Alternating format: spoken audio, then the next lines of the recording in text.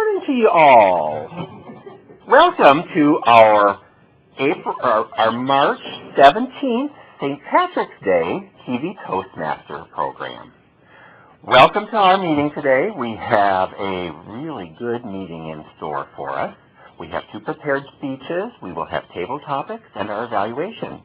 We also have 6 guests with us in the studio this morning, so I hope that all of our guests find their time with us to be quite worthwhile for an early Saturday morning.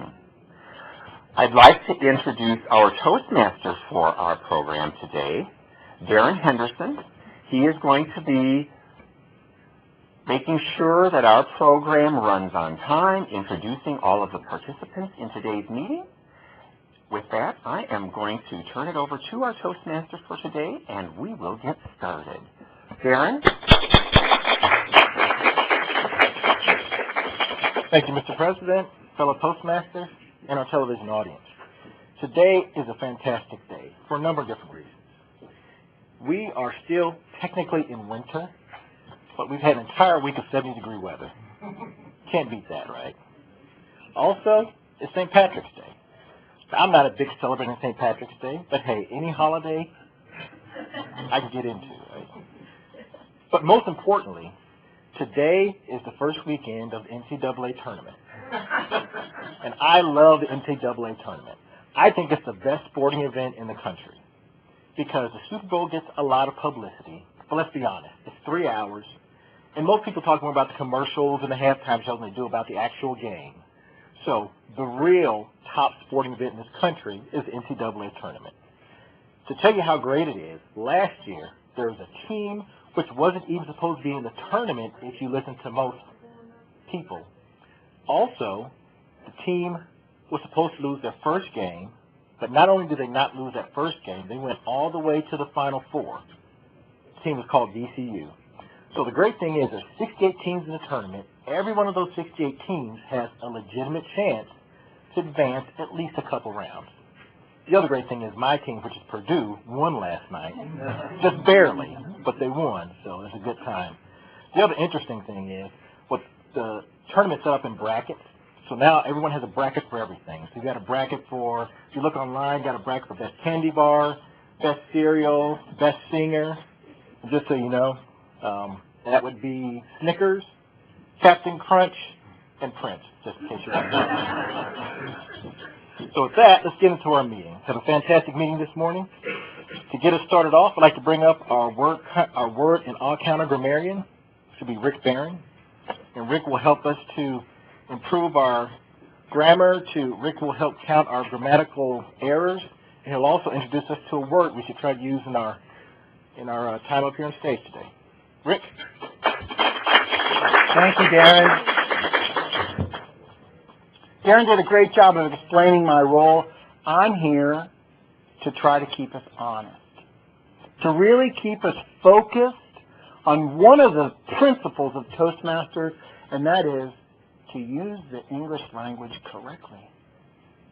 Today, being St. Patrick's Day, I thought it would be nice to have a fun word of the day. So today, the word of the day is gasser. This term is an Americanism that was created in the late 1800s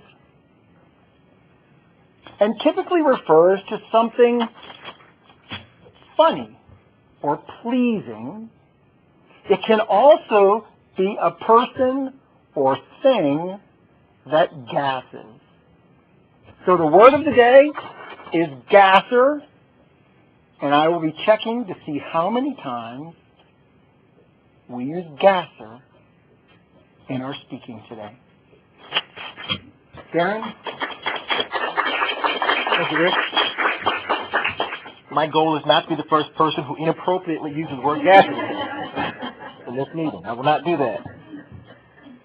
Next, I'd like to bring up our table topics master. Please welcome Carol Cormley. Thank you, Mr. Toastmaster, fellow Toastmasters, and our most welcome guests at home, and our most welcome guests in the studio. Now, Roman, you're off the hook because I didn't get a chance before I came up here to ask if you would be willing to answer table topic. So you're off the hook, but normally I give guests that opportunity. And because this is St. Patrick's Day today, I will be having questions about St. Patrick.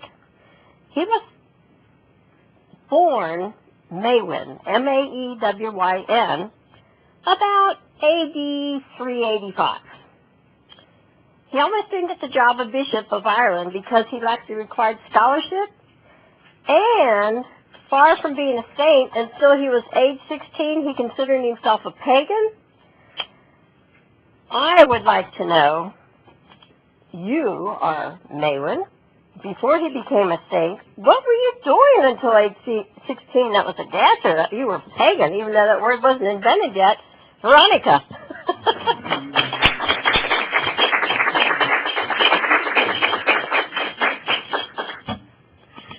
I've been to Ireland. It's great. People have a great sense of humor there. And totally, they're gassers. There's no question about it. If I were St. Patrick, before I became a saint, before I became a bishop, I would say that I was getting to know my community. I was enjoying the people and the women, of course. And then, when he got religious, he stopped all of that and became serious about getting the snakes out of Ireland. But I think that he probably had some real-world experience. Saw the suffering, saw the joys, saw the birth, saw the death in the community. And that's when he got serious about what needs to be done in Ireland. Thank you, Karen. Thank you, Veronica. Good answer. My next question is, after he studied to become a saint and became St. Patrick, he was quite successful at winning converts. You are Patrick O. Toastmaster. You're going to be at our contest today. And you're in the St. Patrick's Day Parade. You're standing there, and someone's asking you about, you wanted to convert them to Toastmasters because there was a beginning Toastmaster club back there, even though we didn't get started until 1924. So I would like to know, you have about 30 seconds to talk to them in between the floats that are passing by there. And I'd like to know, Paul, what are you saying to this person to convert them to Toastmasters? Thank you. What? Let's see. Toastmaster, we're standing at a parade, and I want to convert some person to Toastmasters. Come on over here. Let me tell you, we're looking at the parade go by. Have you ever thought about being in the spotlight? And it may not be, you may be an introvert. And believe it or not, I was an introvert. I was an engineer.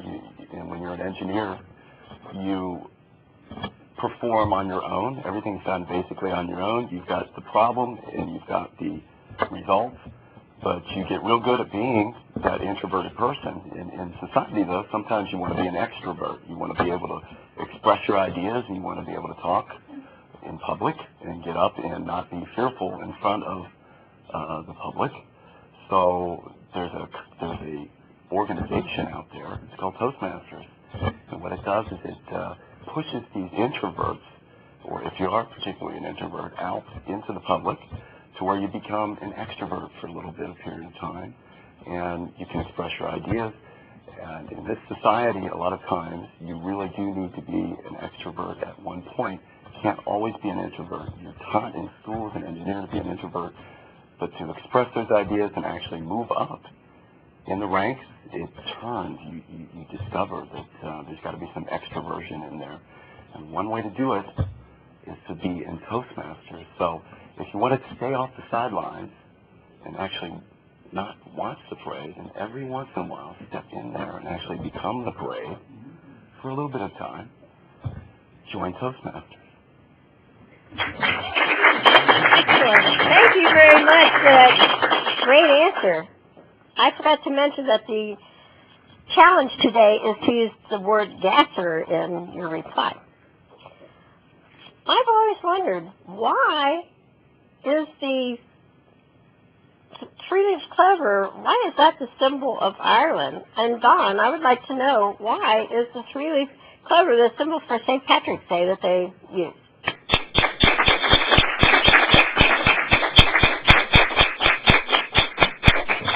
Don West.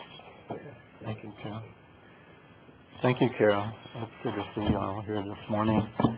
And why is the three-leaf clover the symbol of Ireland? And I really don't know the answer to that question.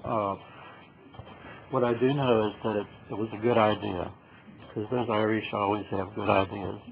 So if you really dig into it, you'll find a very good idea underneath all this thing. So all I can do is make some conjectures about why it is. It's probably, well, at least one reason is because three-leaf clovers, is it three-leaf? Three-leaf grow in Ireland, and they grow in abundance. And they're so much a part of Ireland that it just naturally became the symbol. Just like in the United States, we have flowers and plants that become symbols of the state. Hi, how are you? What are you doing? You want me to talk louder? Okay. I'm a little scared because I don't really know the answer to this question. And I really like to know the answers.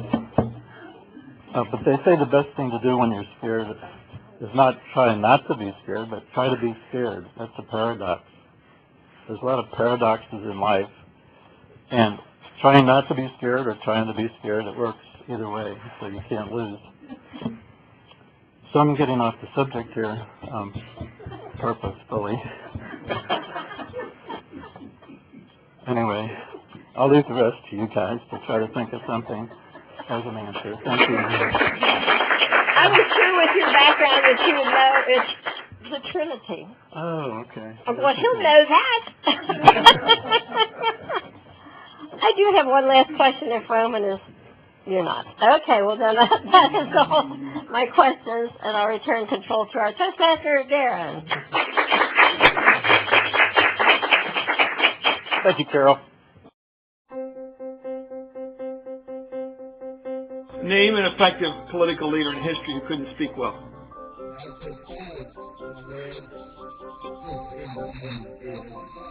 There aren't any.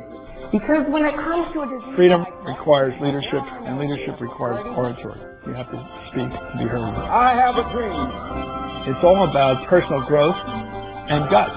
Never give in. Never, never, never.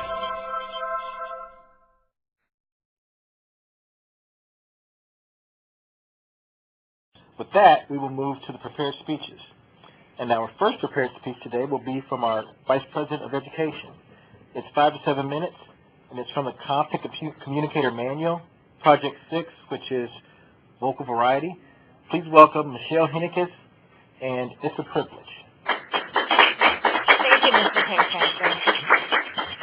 Fellow Toastmasters, honored guests, and those at home. 2 Tuesdays ago, I was walking down the hall at work, minding my own business, and I caught wind of the water cooler talk. My ears perked up when I heard what these ladies were saying. It's just the primaries. Yeah, I just don't have time to get out today. I've got to get to the grocery store and pick up the kids from the babysitter. Here it doesn't make a difference anyway. I could not believe my ears. I wanted to march right over there and tell these ladies a story that forever changed the way I view the privileges I had. Let's take a step back in time. Not thousands and thousands of years ago, not even hundreds of years ago. The early 1900s. My great-granny was about the age I am today. She was a hard-working woman, raising a family of 3 and working as a seamstress to bring in extra money for the house. But when great-granddad got to go to the polls, she was left behind. She wasn't allowed to vote. But that was all about to change. There's a group of passionate and dynamic women that dedicated their entire lives to fighting for my grandmother and for the women in America to receive the right to vote. Most of us know that women received the right to vote in 1920 via the 19th Amendment. Our history books tell us that, right? But unless I wasn't paying attention, the history books left out the details, the graphic details, the sacrifices that these women made so that I and you could step into a poll booth. In 1916, Alice Burns and Lucy Paul started the National Women's Party. They gave up their day-to-day jobs and dedicated everything to this group, to this cause. They implemented nonviolent tactics such as parades, mass meetings, pickets, all so they could have their voices heard. In 1917, they set up the first picket at the White House, the only group in American history to ever picket the president's home. They held signs up. President Wilson, how long do you advise us to wait? Wilson is against women. This was just after the U.S. had entered the World War. President Wilson didn't have time for these women. He didn't want to deal with their cause. So although they were peacefully demonstrating out in front of his residence, he had them arrested. 150 of them in total. 33 of them were actually taken to jail. And this is where the Night of Terror began. 33 women brutally beaten and tortured for peacefully demonstrating. 40 prison guards against 33 innocent women. Not really a fair matchup, is it? But these women, that didn't stop them. They went on to their next cause. They went down and began a hunger strike in jail. Refused to eat. So without saying many words, they were really getting their message across. How did these prison guards respond? Brutally force-feeding these women, sticking tubes down their throats. It makes me nauseous to think of the torture these women were subjected to. And it's all just because they wanted to have a voice in their government. Well, President Wilson knew he was up for a big fight. He knew these women were actually getting their voice heard. So he decided to have Alice Paul declared insane so that she could be permanently institutionalized and out of his hair. So what did the psychiatrist say? He said, President Wilson, she's not crazy. She's brave. Courage in women is often mistaken for insanity.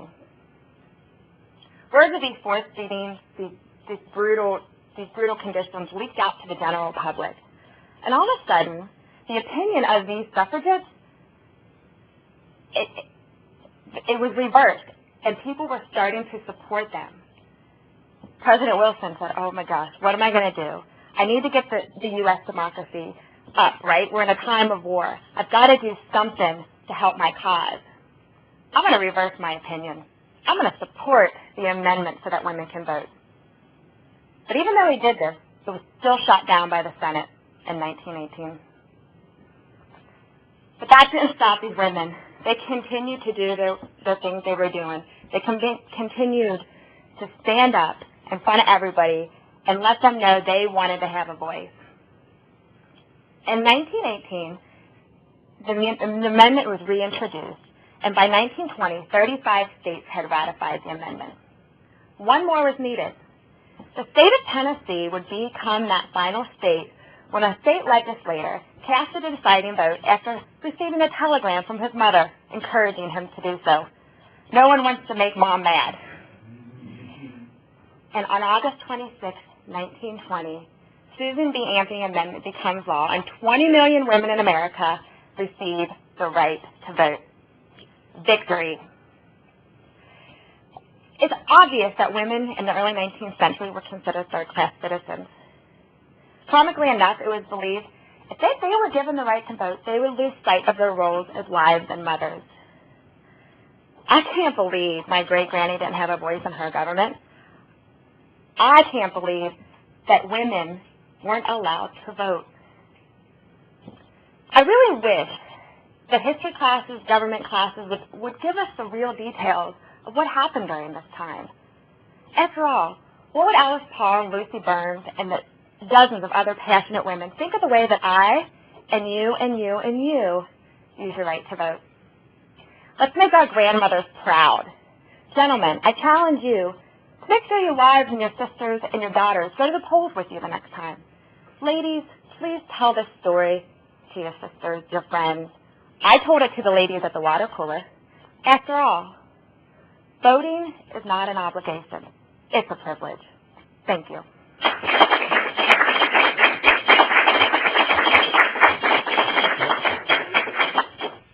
What future do you envision for yourself? What dreams do you have? If you want your dreams to come true, you must have confidence in yourself and your abilities. A Toastmasters Club can help you build that confidence. A low-cost learning experience for men and women. Toastmasters shows you how to express yourself clearly and effectively. Make your dreams a reality. Join a Toastmasters Club.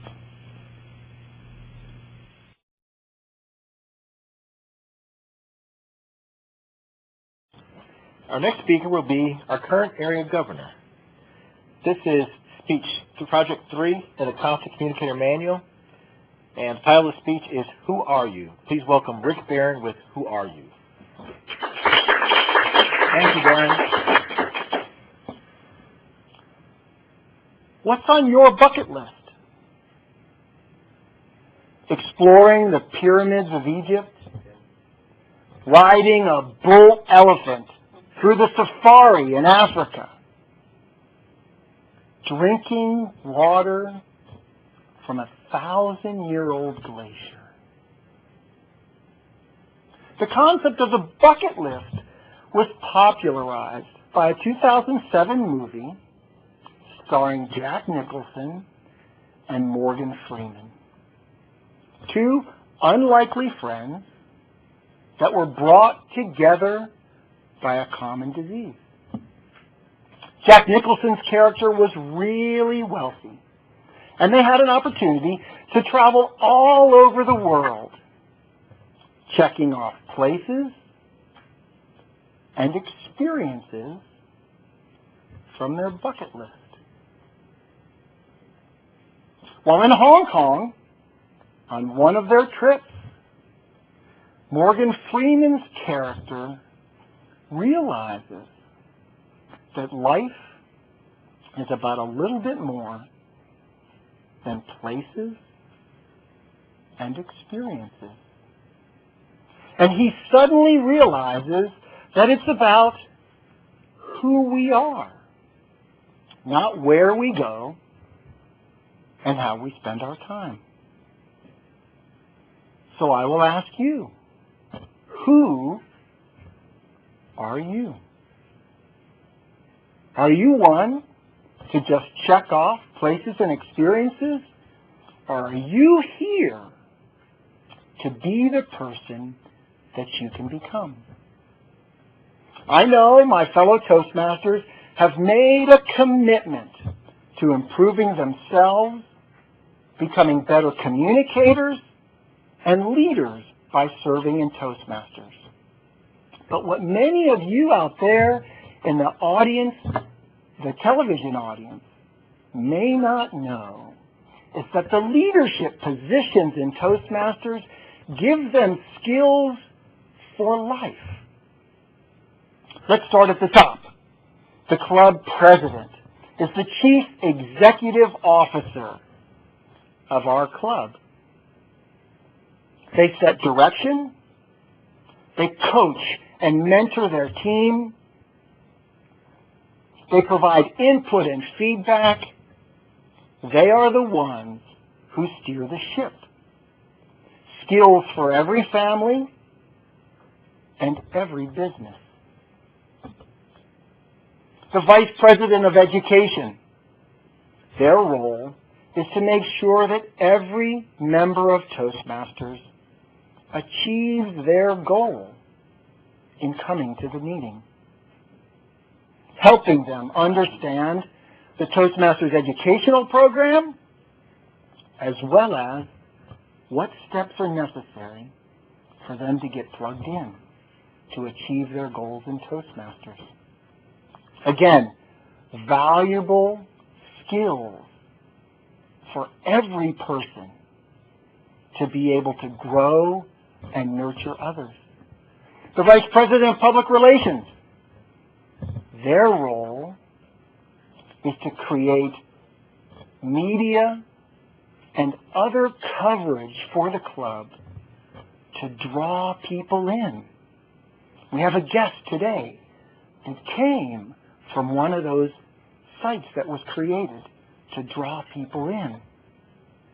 And then the Vice President of Membership, whose job it is to convert them into members, to show them the benefits, to review the application, and to really work with them to sell Toastmasters what it is that they will achieve by becoming a member. Valuable skills, regardless of what you are trying to do in life.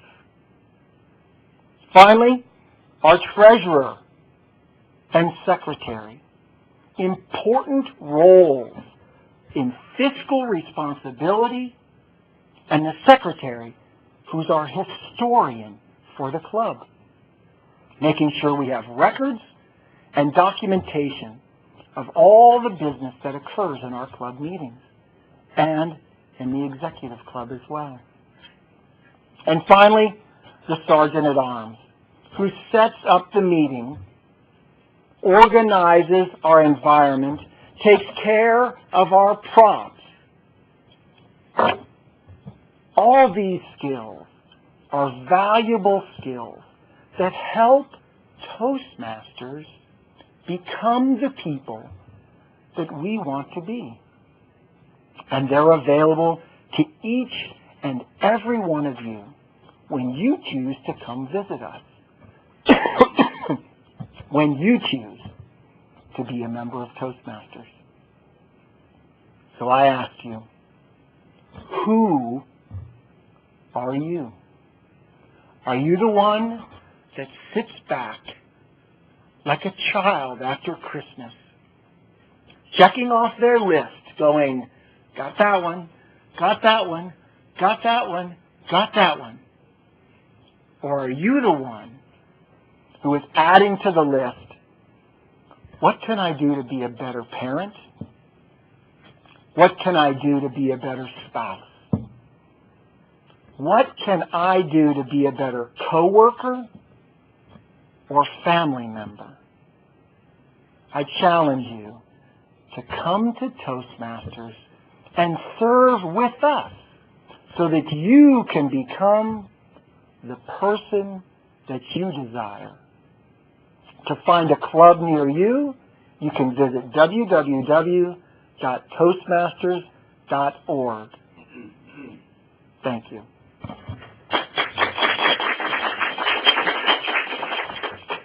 Thank you, Rick. Name an effective political leader in history who couldn't speak well.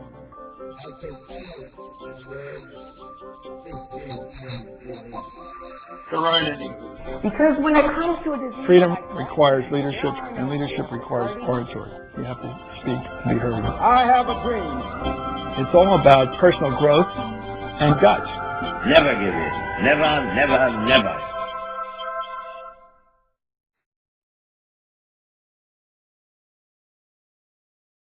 Hear from a number of people on my evaluation team. They are going to be providing feedback to the speakers in today's meeting, as well as giving some points on the conduct of our meeting. The first two people that we're going to hear from are going to be giving us their evaluations specifically for our two manual speeches. The first evaluator is going to be Rita Ferguson, and she will be evaluating Michelle's speech, It's a Privilege. Rita?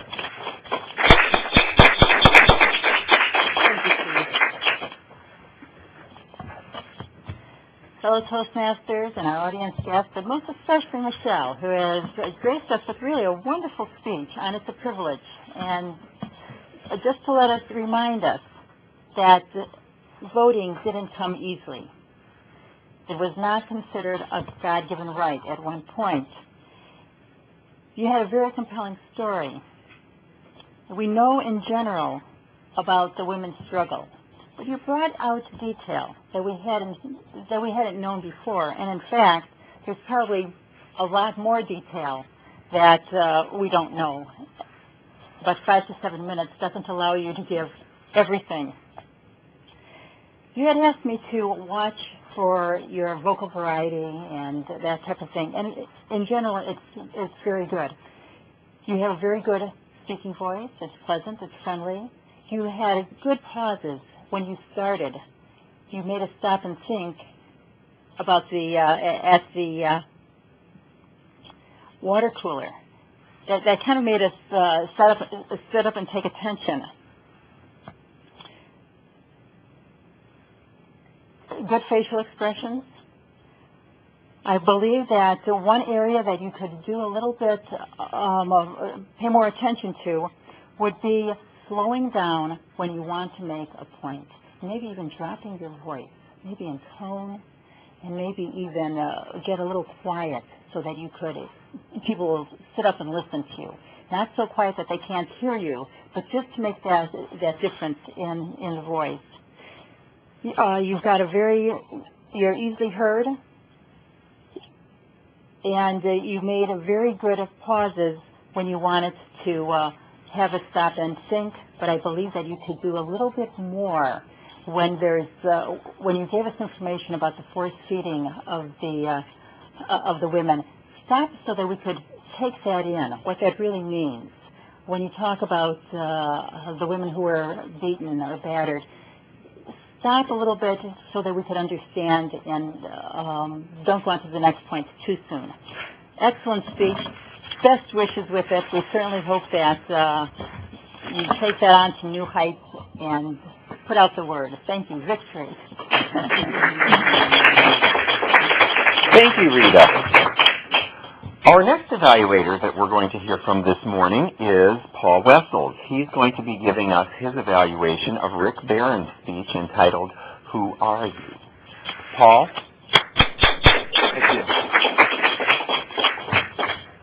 I'm here to evaluate Rick Barron's speech, Who Are You? It came from project number 3 of the Competent Communicator brochure, I guess. Get to the point is the title of that. And basically the objective of the speech, a couple different things going on here. You had to pick a topic, the purpose of the topic, and the purpose is basically to inform, persuade, entertain, and inspire, and I think he did a couple different things here, and I'll explain that. Organized, have a nice good opening, middle, and ending. Make sure you're sincere, say it with conviction. Control nervousness. You're never nervous. That's no problem there. And then no notes. So as opposed to the topic or the purpose, I took it as being a persuasive more than anything else. But there's a couple good, it was really good because there were a couple different things going on. It was persuasive. Basically, join Toastmasters. It'll help you get over a couple different things. Kind of persuasive, you informed what the different positions in Toastmaster was, and you're kind of explaining that. But in the background of this whole thing was Who Are You? And that was the title of the speech, which is really good. It was kind of inspirational, too. So there was a number of different purposes going on at the same time, which I thought was very good. I don't know if you did that on purpose, but it came off very well in my mind. You brought the bucket list in. You brought an example with a movie. Started out with a movie and a bucket list. And what I really liked about the speech is it taught us something a little bit. You're not just checking off. You gave us some sort of inspiration. You're not just here in this world to check things off from a superficial standpoint. It's trying to non-superficial grow and work your way through life a little bit deeper. And I thought that was really good the way you brought that in. I just, from an improvement standpoint, the transition between the movie and you had to bring in the bucket list. I thought that could have been a little bit better, but again, it's hard to come up with something. You're so good at this. What I like the most, you've got good pace, and that's one thing I always wish I could do like you do. You've got a really good pace, and you've got good vocal variety, so you'll bring that word up, and you know how to really emphasize different things at different points. Always a good storyteller. I can tell you've been doing this for a while, so I don't want to say brilliant, but I thought it was a brilliant, the way, I don't know if you did it on purpose, but the way you kind of folded the different purposes in there to not only with Toastmaster, but to try to teach us something to improve ourselves. So, very good speech. Didn't use notes at all that kind of stuff. All the mechanics are very good. So, very good. Thank you. Thank you, Paul. I just can't say it with a gasser. I got to get my word of the day in here. Word of the day. It wasn't a gasser, but it was inspiration. Be sure and count that, Rick. Our next evaluator that we're going to hear from is Rick Barron, and he is going to be giving us his grammarian and counter report for today, including his tally of who all used the word of the day, gasser, for our meeting. Rick? Thank you, Steve.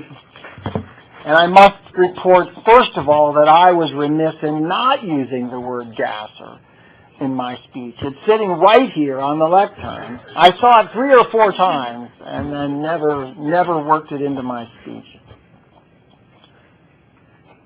What I discovered in paying critical attention to what people talk about is that one of the things that we struggle the most with here is using the word and the word so in transition, kind of inappropriately, when in many cases a period would work just fine, and we could stop a thought and move on to the next one, rather than using the word and or so.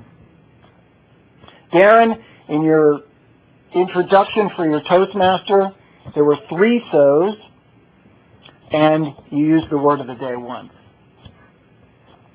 Michelle, in your speech, I caught 1 so. You double counted there on the word cooler, and we talked that earlier as to why. And a little difficulty with the transition on the word amendment. I didn't evaluate myself other than the fact that I didn't use the word of the day. Carol, on the table topics, I caught 1 and, 1 so, and 1 use of gasser. Veronica, perfect, with the use of gasser as well. Congratulations. Paul, on your table topic, I caught 1 and 1 so, which is excellent, really, for table topics, yeah. And Don, 1 2 ands, and 3 so's. So roll back the tape to the first time you were ever up here.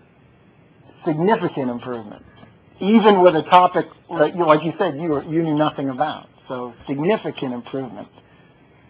Steve, your introduction on the general evaluator, flawless, but you did not use gasser.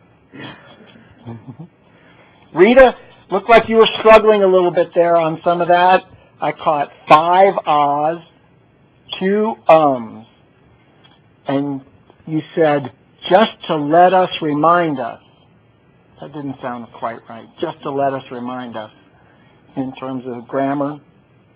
Paul, 1 ah, 2 ums, 2 so's, and the use there kind of at the end of the word gasser. So overall, I think the meeting went really well in terms of how we use the English language. My only input and suggestion is to just pause between thoughts to eliminate the ands and the so's. Mr. General Evaluator? Thank you, Rick. At this point, we're going to hear from our timer, who has been helping us keep our meeting on track today. Help me welcome Don West up here to give us his timer's report. Don?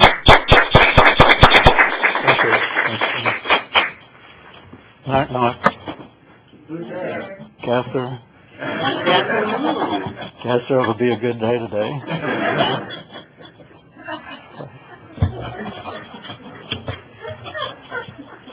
Let's see. Carol, the all counter, 1 minute and 13 seconds. Veronica Sanford, 43 seconds. Paul Wessels, 1 minute and 40 seconds. And Don West, 1 minute and 42 seconds. Michelle Hennickes on her speech, 6 minutes and 55 seconds. Rick Barron, 6 minutes and 50 seconds.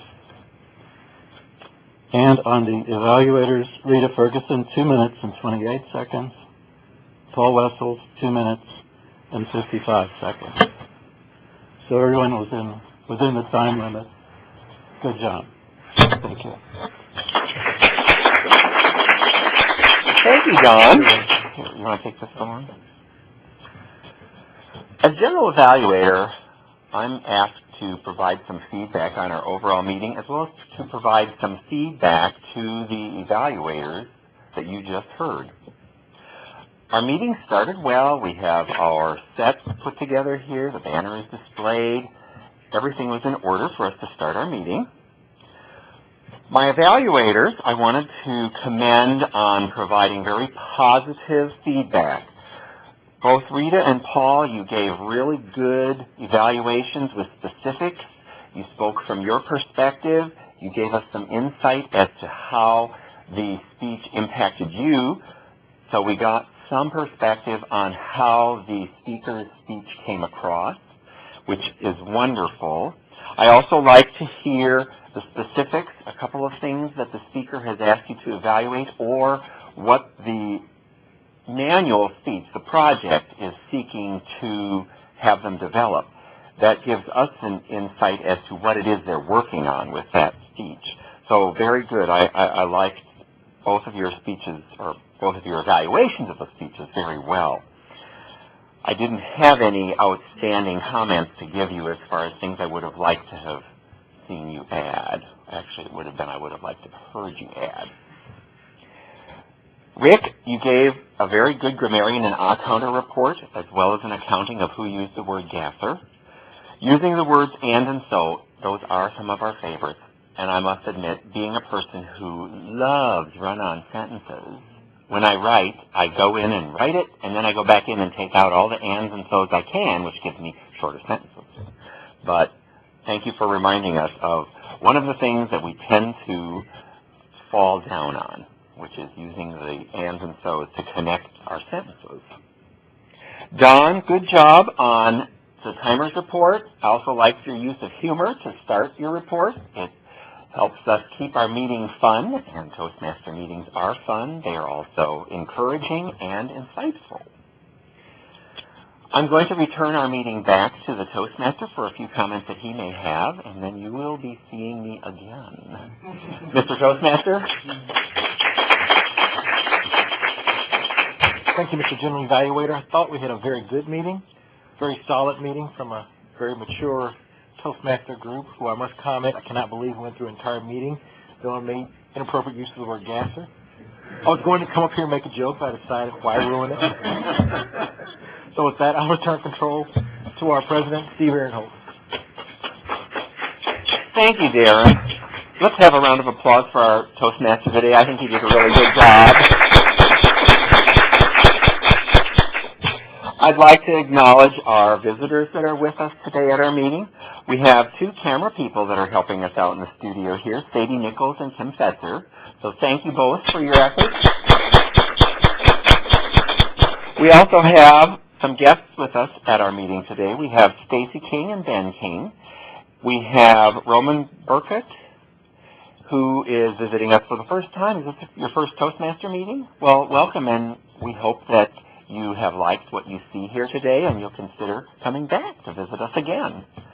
We also have a guest in our studio today that is a friend of TV Toastmasters, has actually been a past member, and it was quite a surprise to see her this morning, Veronica Sanford. Welcome back. It's good to see you. For those of you looking in from home, we'd like to encourage you to come and check us out at our studio. We are at the ACT, the Anderson Community Television Studio. Our next meeting is going to be April 5th, which is a Thursday. We start at 6 p.m. That's our one evening meeting that we have. Our next Saturday meeting will be Saturday, April 21st, and we start at 9 a.m. at the Anderson Community Television Studio. This is located at 7850 5 Mile Road in Anderson Township. A couple of other things that are going on. Actually, today we have a number of people who are going to be going to the Area 57 contest. And two of the people that you saw speaking today, Paul Wessels, you're one of the contestants today? Michelle, oh, I'm sorry. Michelle Hennickes is going to be in the International Speech Contest, and Darren Henderson is going to be in the Evaluation Contest. So I encourage you, if you have the time today, to come and see the Evaluation and International Speech Contest. One other thing that is coming up that I'd like to make you aware of is the Spring District 40 Conference. It's going to be held April 27th through the 29th at the Holiday Inn Eastgate. The information, if you would like to investigate this and come and see what Toastmasters is from a bit broader perspective across an entire number of clubs, will be held at, as I mentioned, the Holiday Inn Eastgate, and you can find more details on this at www.d40toastmasters.org. It's a wonderful time. I encourage everyone to attend it. And Toastmasters, if you haven't been to one of these before, consider attending it. And it's close. This is really handy. It's in my backyard. At this point, we're going to adjourn the March 17th St. Patrick's Day meeting of TV Toastmasters Club 9523. I hope that you all have a safe and pleasant St. Patty's Day. Enjoy your cabbage and corned beef. And I hope that you all have the luck of the Irish. And that comes from a German. With that, we're going to adjourn.